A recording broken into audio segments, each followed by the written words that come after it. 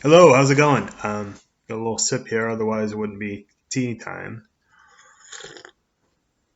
Notice I said tea time, not tea time, team time. I was uploading the last video and I noticed that um, I had written out team time in the title, uh, which is stupid, but whatever. And I realized then and there that those sorts of errors are a running theme in my life. Usually making mistakes typing or writing things, and it's usually just a continuation of a word like team or with an e. I think naturally my brain wants to put an e because most of the time when I write th, there's an e afterwards. Um, it just seems natural. Um, so a lot of these mistakes are usually out of like habits, laziness, carelessness. But often it's not. I swear sometimes there's something like just over my shoulder, just lurking behind me, making good work into bad work. So typically at the house, I do the dishes. I find it to be a very relaxing, um, just calming activity, if you can call it that. Um, just making dirty things clean. It's just kind of nice.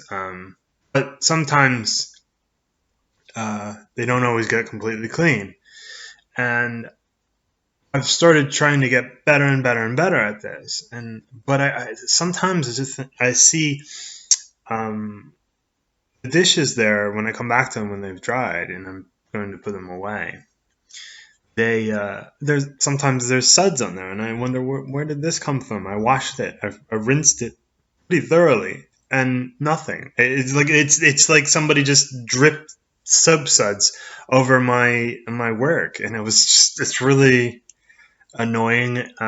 It's embarrassing because you like to think of yourself as thorough, you like to think of yourself as competent, and then clearly you've done something to screw it up.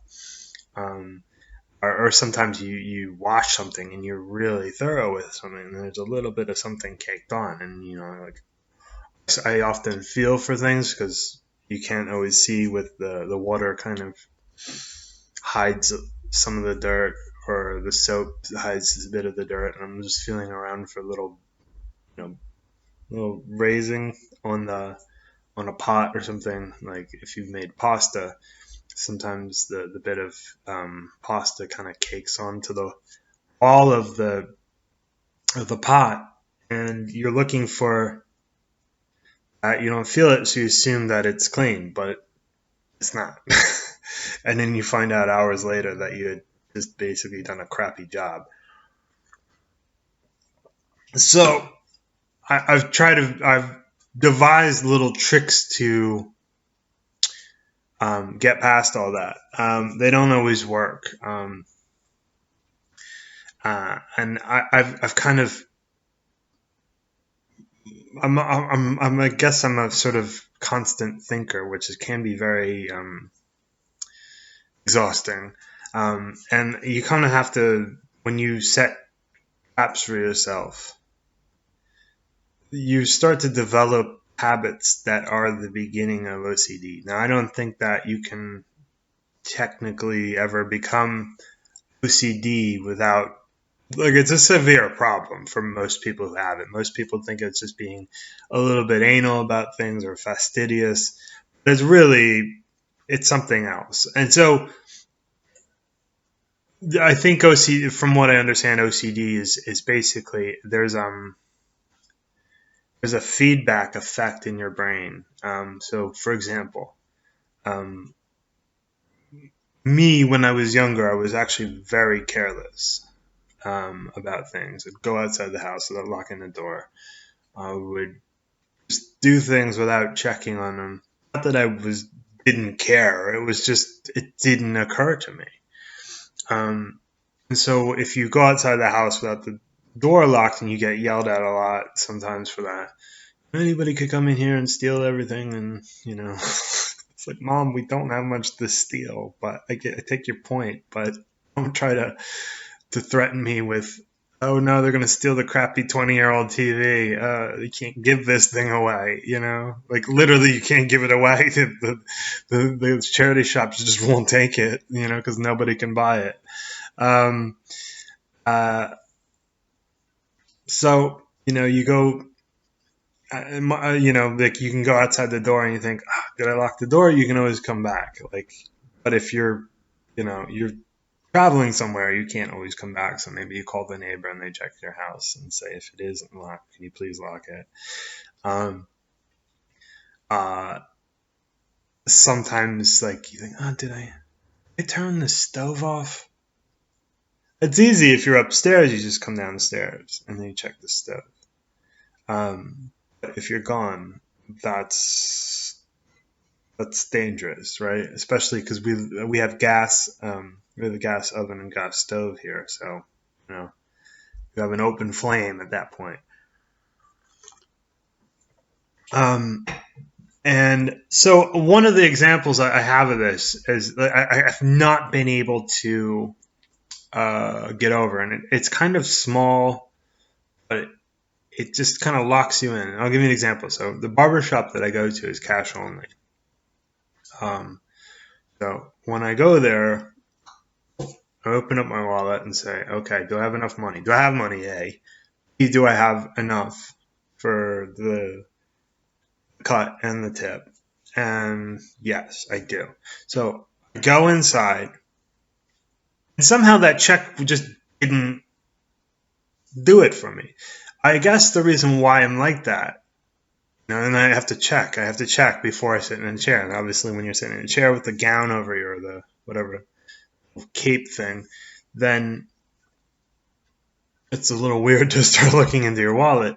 But I just think like I've been fooled so many times when I was absolutely certain that I had the money or I had my key or you know, and then I'm locked out of the house or I had my homework. I don't have my homework. You know, so many times that I was absolutely certain that I had the thing that I wanted or needed at that moment, and then that's it. You know, like, and then I lose out on a grade. I'm locked out of the house until somebody can let me in, or whatever bizarre circumstance I have to put myself through to rectify the situation.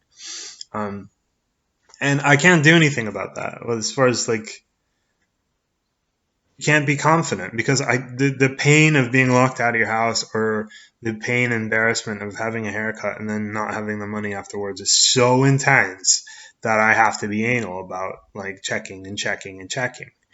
Um, you know, and I only do this because I have been burned because of this. It's not something like where it's just not something that will ever come up. It has come up. That's why I'm this way.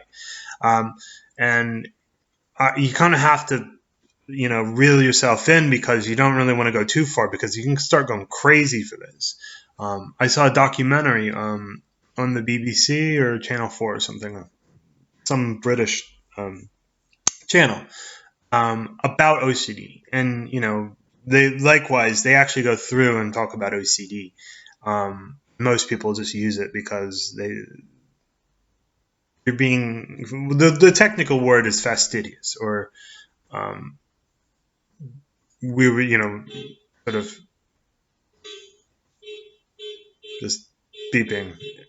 I miss England because it's like a social faux pas to use your horn for anything other than you are going to crash into me in 2 seconds.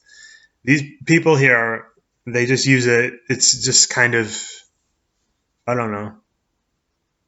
They just use it. It almost has the opposite effect where it's just, you know, like they use it so much that it gets ignored. Anyway, about OCD.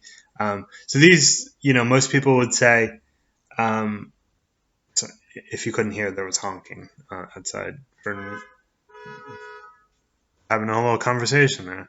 Um, uh, so OCD is essentially, if I can get to it eventually, you're not just fastidious. You're not OCD. If you have to wonder whether you're OCD, you are not. So in this documentary, they meet several people with real OCD, and these people's lives are hell absolutely miserable. They know it. They know that there's something wrong with them. They don't know what to do with it. So I'll give an example. And this is, when you watch these people at work, you think, oh my God, how do you get through a day? So there's one guy who's a germaphobe, like a proper germaphobe. So they basically filmed him uh, making a sandwich. And so they have him with meat. I don't even remember the exact ingredients of the sandwich. Meat, mayonnaise, cheese, and bread. So the bread's in a bag. He doesn't want to touch the sides of the bag inside. He doesn't want the bread to touch the sides of the bag inside. And so he has to open the bag, go wash his hands, reach down into the bag like this, try to get a piece of bread out without touching the sides. Then he has to put it down. And that takes several tries to do that because the bread bag is pretty tight around the bread. So he kind of gets it, pinches it up, puts it out onto the plate. And if he touches his hand, I think he considers that a win without touching the bread. So he puts it down, goes wash his hands. Then he has to pick up the knife, open the jar of mayonnaise, and put it, scoop out the mayonnaise, put it on the bread, and he has to go wash his hands. Then he has to deal with the meat. And I think all in all, it took him about an hour and a half to make a sandwich, which would take you and me less than 5 minutes. And the guy just looked so fed up. He's just absolutely miserable. And he's like, this is a simple task. Imagine what it's like with everything else in my life. Everything has to be washed. Every time he touches anything, he has to go wash his hands. He doesn't want to be this way. He just is this way. And the thing is, I don't think there are any negative consequences to this. This is just something in his brain that tells him to go wash his hands, and it's stronger than him. Hence the compulsive part of OCD. It's just stronger than him. There was another one. She was probably like a teenage girl, probably late teens, 17, 18 or something like that. And she had this idea in her head that she was going to kill somebody. She didn't want to kill somebody. She was just afraid that she was going to kill somebody. And they actually had her in there like a therapy session where the therapist would talk to her and say, look, why do you think you're going to kill somebody? She says, I don't know. It might happen. And she said, do you carry any weapons on you? No. What if I found something and it's just like I found a rope and I was going to go hang somebody? And the therapist was just like, you don't pick it up. You have this will, that could overcome this compulsion to strangle somebody with a rope. And so they have this thing. I forget the name of the therapy, but essentially it's a form of it might be aversion therapy. I don't remember, to be honest with you. And they essentially, the therapist said, okay, this is what I want you to do. We'll have the film crew with you, so if you need to be stopped from doing anything dangerous, we will stop you. But essentially, we're going to give you a backpack, and we're going to put a knife with a sheath around it. And I want you to walk around the block, just a simple once around the block. And that way you know that at any time you had control over the situation, where you felt a compulsion to kill somebody, or you had this compulsion. This is more the obsessive part, where you were obsessed with this idea that you were going to kill somebody, and it was compelling you, like you couldn't stop thinking about it. And she had to walk around the block, and you could see this poor girl an absolute bag of nerves, just walking around, just slowly slinking around. Like if you'd gone faster, this whole painful process would have been over a lot more quickly. Um, and you could just tell that she was just absolutely spent afterwards. And then the therapist said, "Look, see, you had control over the situation." And I guess that sort of thing, obviously, it's not a problem of mine, but anybody who says that OCD uh, is they have OCD, you don't have OCD. You would know. You would know. There's no slight OCD. There's people. It's hell. It's absolutely. I would just. I don't know how these people get through the day. And so essentially, what it is that one of the neuroscientists or doctors said essentially what it is a mechanism in your head. It just constantly checks in on itself, saying, "Okay, for example, like the guy who's obsessed with germs, is it dirty?" The brain says, "Well, possibly. Can't take a chance, so we'll say yes." And then so basically there's a check, like you're verifying, is it dirty? The brain says, sure, why not? And then so the mechanism is almost like a decision tree where a question, like, is it dirty? And then you can go yes or no, right? And if you say yes, then you say, well, clean it. Okay. And then the thing is, then the problem is that the mechanism goes back into the question, the same question, is it dirty? And you say, well, probably. Clean it. Is it dirty? Clean it. Like they don't get it. It just ends up in a loop where they just never leave it until they just start, like it sort of crashes their brain. And the same thing with this girl where she thinks that she's going to kill somebody by accident, or like something will come over her where she'll turn into a killer all of a sudden, even though she's never had any uh, examples in her life where she's killed anybody. So that's the extreme of trying to check in on your mistakes or questions of, do I have the key? Do I have the key? Yes, I have the key. Are you sure they have the key? Because all right, brain, you've played me before. You played me for a fool before. Is the key still there? Yes, the key's still there. Is it really still there? That's the kind of thing where you can see the baby, or like the very baby steps of OCD, but obviously I don't really give a shit about the dirt, and I don't like dirty things, but there's dirt everywhere. There's probably all kinds of stuff. If you knew what is out there, it would be so gross that it would just cripple you. You're better off not knowing. Um, so anyway, so mistakes are a theme. I think that the best thing to do is to build a better mousetrap for yourself, just to find ways of catching yourself. Learn who you are, why you make these mistakes. If you make the mistakes because you're careless, then you basically just have to catch yourself being careless more often.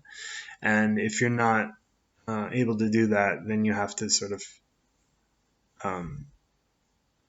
you're going to have to find a different way of catching yourself. So I know that team time is not a very big thing, but it's good enough for a topic of conversation of about 20 minutes long. But I have developed over the years many sort of informal systems to catch myself making mistakes or preventing disaster, like not real disaster, but kind of dropping something in the toilet. Toilet's closed. Toilet's always closed. Always. If I'm not using the toilet, it's closed because I've dropped something in the toilet. It's so you can find a little sort of way out of this, but it's always closed. Things like that. Uh, anyway, that's about all I have today. I'll talk to you later. Bye.